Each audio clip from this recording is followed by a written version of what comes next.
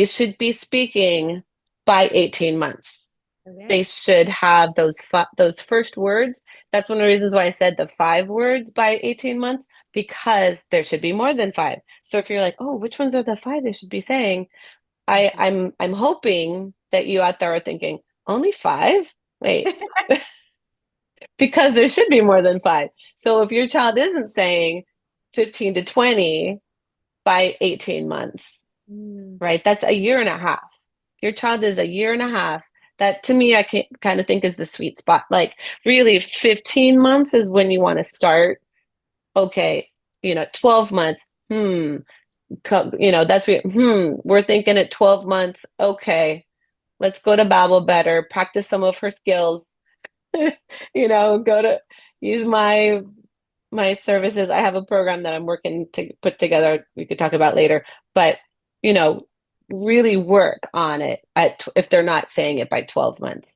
If they're possible, there might be even other issues with the eye contact. If there's no eye contact, you can do it before that if you're already noticing issues. Your pediatrician or with your state's 0 to 3 program, there is a free program out there. So you could, if there are other issues as well, you could look in earlier. But 12 months, start extra hard working on things. Like I said, go to the different programs and advice that I give out there. And then at 15, they're still not making that much progress. Okay. You know, or at 15 months, I like to say that's the no F zone, because you should be worried at 15 months if you don't have to watch your language at 15 months, if you don't have to watch your language around them,